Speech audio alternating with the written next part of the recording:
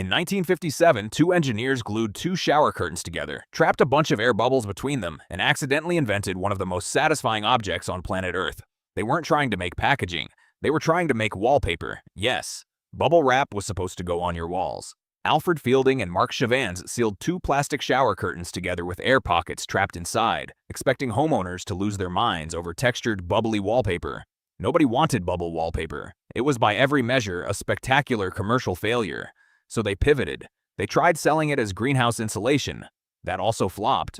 It wasn't until IBM needed a way to ship a delicate new computer without it shattering into 1,000 pieces that bubble wrap finally found its purpose, protecting fragile objects during shipping. And somewhere along the way, humanity discovered the real purpose: popping it. Here's the part nobody planned for.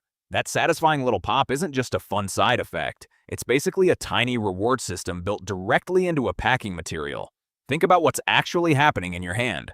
You squeeze a small air pocket until the pressure builds past a threshold and then pop, sudden release. A sharp little sound, a burst of tactile feedback, and it's over almost as fast as it started. Psychologists have long pointed to repetitive tactile actions like this as a form of self-soothing, the same broad category of behavior as fidgeting with a pen or cracking your knuckles. Small, controlled, repeatable actions that give your nervous system a tiny sense of mastery over something, and bubble wrap adds a twist most fidget objects don't have: uncertainty. You don't know exactly how much pressure it'll take before that bubble gives way. Too little pressure and nothing happens. Too much and you've already moved to the next one before you even notice. That tiny built-in unpredictability is exactly the kind of pattern your brain finds addictive. The same unpredictable payoff that makes a slot machine more compelling than a vending machine. A well-known 2013 industry survey even found that a huge share of adults said popping bubble wrap felt more stress-relieving than options like clenching a stress ball. Anecdotal, sure, but it lines up with something real. Your body genuinely treats each pop like a tiny win. So when you find an entire sheet of bubble wrap and suddenly 45 minutes disappear, you are not being childish.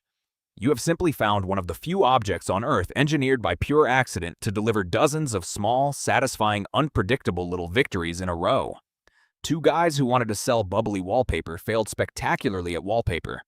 Failed at greenhouse insulation, accidentally saved IBM's computers from cracking in transit, and along the way built what might be the most quietly addictive object of the 20th century.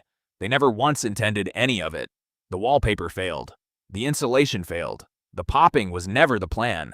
It just turned out to be the only part anyone actually wanted.